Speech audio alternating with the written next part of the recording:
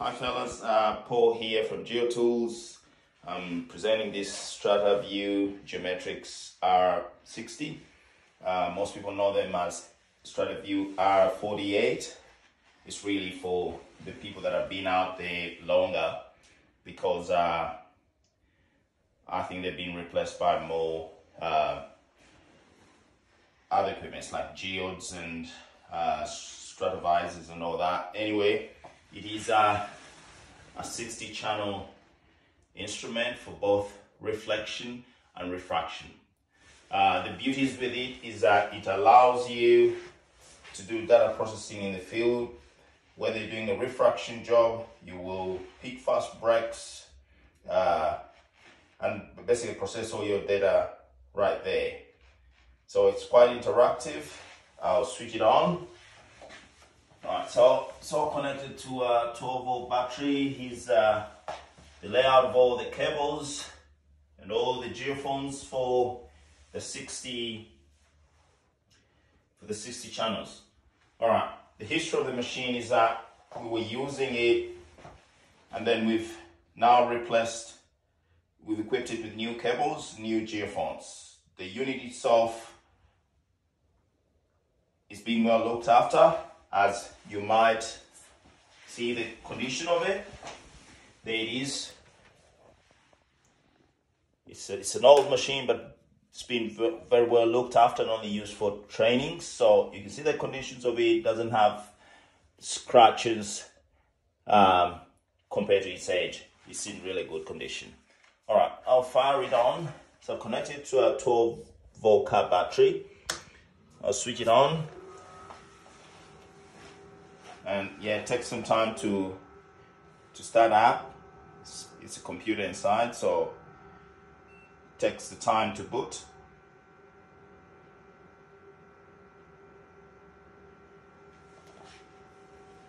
So I've had to do the entire video not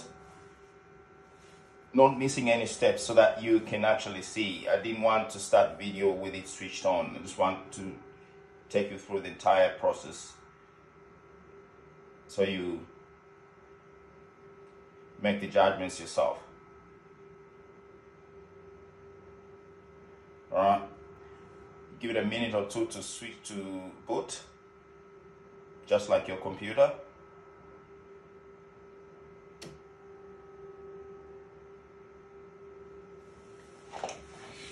So almost there.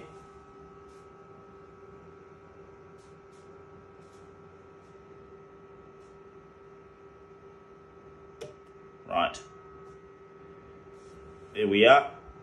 I'll reduce a bit of the contrast. Screen's too dark. There we go. So you can see, you can use it as a 48 channel or 24 channel or 12 channel, but it goes to a maximum of 60 channels, as you might see here on the side. Right. So I'll take you through the menus of it. So I'll go here, menu. Sorry. So if I want to go through the tutorial setup, I might pick that. Scroll through. If I don't need it,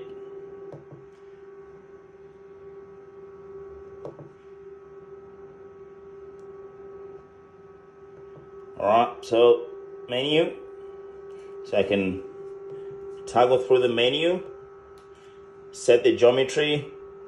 So this being a 60 channel machine can do both refraction and reflection. So I'll come down, I can choose refraction or reflection. So down here I got two options, either refraction or reflection. If I do reflection, for example,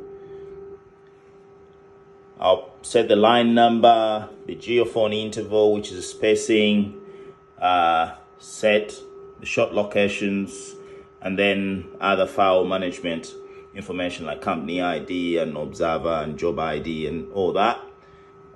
All right. Or I can go back into that. I can go into refraction mode. So I go enter and I pick refraction, and yeah, so I got my line number for an interval, for an increment, short increment, and all that. Yeah, take you through acquisition. That's the next menu. Sample interval, same way, stacking and all that. File management. Yeah, so with the file management, you can either save on the hard disk of the equipment, of the machine, and then just download data, or you can save on the old school floppy drives. It had that option to do that. Yeah, and then display. Yeah, you can pick whatever, automatic gain control, AGC, timescale, trace size, and all the settings I need to do. Then I can do a survey, set in all that. Yeah, and then some answers for what the more modern machines don't provide. It allows you to pick fast breaks in the field. As you can see, fast break picks if I say enter, right? Solve refraction, so you can actually acquire data and process the refraction data right there. Do the fast break picking on the machine in the field.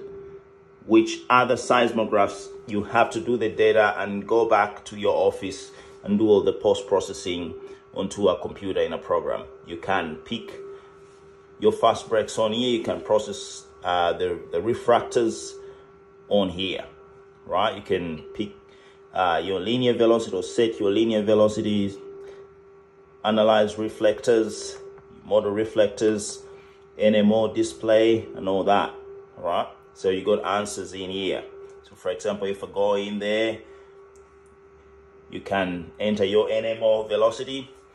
It's more the data processing you now do in the office, out of the field, could be done on this. This is the advantages of this seismograph, right? And then you've got others here, which is more things like setting time, the date, trigger sensitivity, if it's too high, too low, units, if you American units or imperial units or metric, and all that. So basically, that's the machine. After using the machine, you cover it with that, and that locks, and then you handle the machine onto that, right?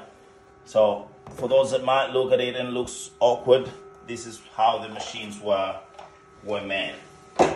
So just to summarize again, I'll give you the details of the machine here on the side, serial numbers and all that. The cables are brand new.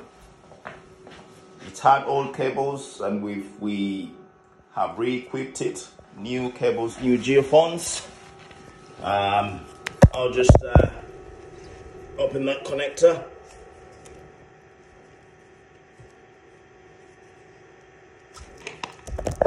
So there they are.